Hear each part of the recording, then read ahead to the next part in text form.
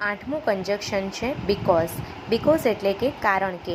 તો પ્રથમ વાક્યના અનુસંધાને બીજા વાક્યમાં કારણ દર્શાવવામાં આવે અથવા સૂચવવામાં આવે ત્યારે સંયોજક તરીકે બીકોઝનો ઉપયોગ થાય છે. તો અહીં એક્ઝામ્પલ આપ્યું છે. પહેલું વાક્ય છે હી કે નોટ વોક ફાસ્ટ. તે ઝડપથી ચાલી શકતો નથી. બીકોઝ એટલે કે કારણ દર્શાવ્યું છે. અને બીજા વાક્યમાં પહેલા વાક્યના અનુસંધાને કારણ આપણને દેખાય છે. Because he is fat. કારણ કે તે જાડો છે. તો અહીં આપણે જોઈ શકીએ છીએ કે પહેલા વાક્યના અનુસંધાને બીજા વાક્યની અંદર આપણને કારણ દેખાય છે. એટલે બે વાક્યની વચ્ચે આપણે બીકોઝનો પ્રયોગ કરેલો જોઈ શકીએ છીએ. હવે એ જ રીતે બીજા બે એવા કંજક્શન છે જેનો અર્થ પણ કારણ કે એવો થાય છે. તો એમાં પહેલું આવે છે સિન્સ. તો સિન્સ એટલે પણ થશે કારણ કે. અત્યાર સુધી આપણે સિન્સને સમયગાળા દર્શાવવા માટે વાપરતા હતા એવું મેં તમને અગાઉ સમજાવ્યું હતું, પરંતુ અહીં સિન્સ એટલે કારણ કે પણ થશે. હવે એની સમજૂતી જોઈએ તો જેવી રીતે બીકોઝનો ઉપયોગ કારણ કે ના અર્થમાં કરીએ છીએ એવી જ રીતે સિન્સનો ઉપયોગ પણ આપણે કારણ કેના અર્થમાં કરવાનો છે. પરંતુ સામાન્ય રીતે સિન્સ વાક્યની શરૂઆતમાં વપરાય છે. બસ આટલો જ ફરક છે કે બીકોઝ એ વાક્યની વચ્ચે વપરાય છે જ્યારે સિન્સ એ વાક્યની શરૂઆતમાં વપરાય છે. તો એક્ઝામ્પલ જોઈએ. Since he was late, he missed the train. મેં તમને અગાઉ સમજાવ્યું હતું કે કોઈક સંયોજક એવા પણ આવે કે જે વાક્યની શરૂઆતમાં વપરાતા હોય તો વાક્યની વચ્ચે જ્યાં પૂર્ણવિરામ હોય તેની વચ્ચે એટલે કે બે વાક્યની વચ્ચે આપણે કંજક્શન ન મૂકતા અલ્પવિરામ મૂકવું પડશે, જે તમે અહીં જોઈ શકો છો. તો સિન્સ હી વોઝ લેટ, તે મોડો હોવાને કારણે ટ્રેન ચૂકી ગયો. તે મોડો હોવાને કારણે તે ટ્રેન ચૂકી ગયો. એટલે અહીં સિન્સ શરૂઆતમાં વાપરેલું છે જે કારણ દર્શાવે છે.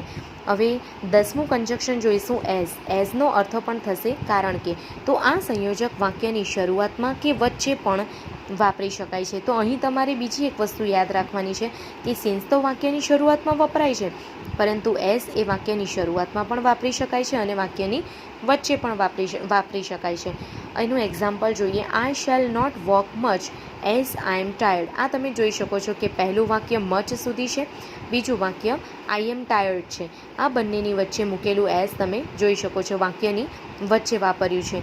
I shall not walk much, હું વધારે ચાલીશ નહીં કારણ કે આઈ એમ ટાયર્ડ, હું થાકી ચૂક્યો છું.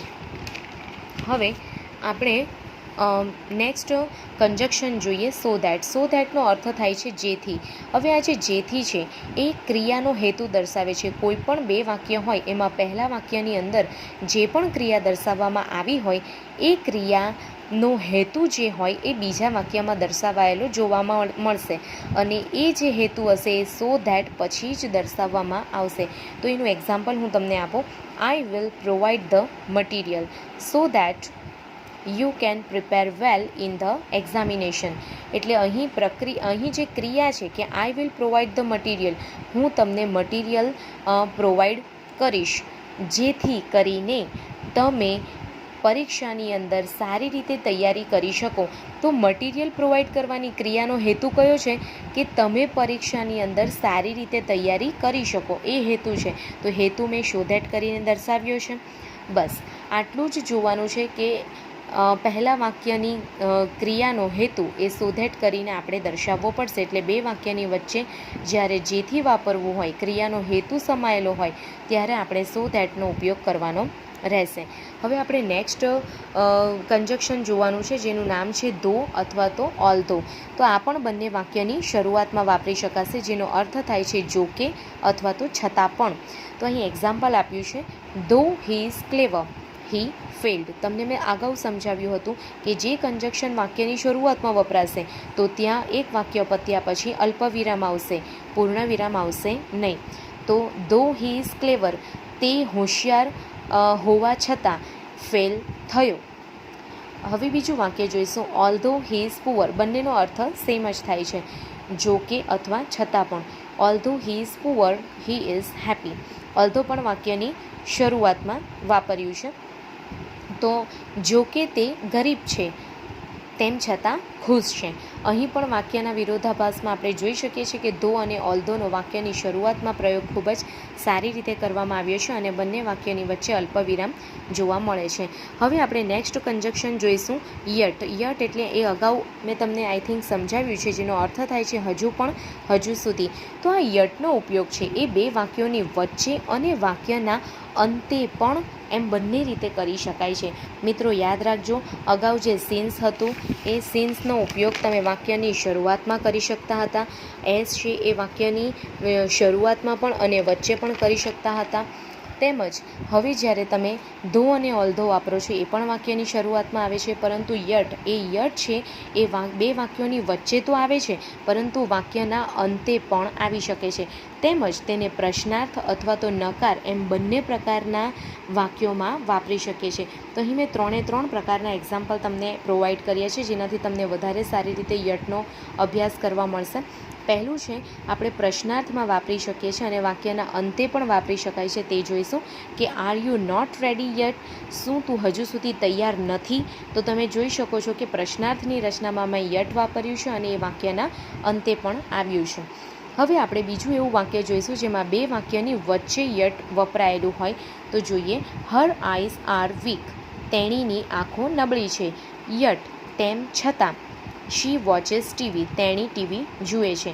તો આ બે વાક્યોની વચ્ચે મેં યટ વાપર્યું છે. હવે ત્રીજું એક્ઝામ્પલ જોઈએ, your father has not arrived yet. Arrived એટલે કે આવી પહોંચવું.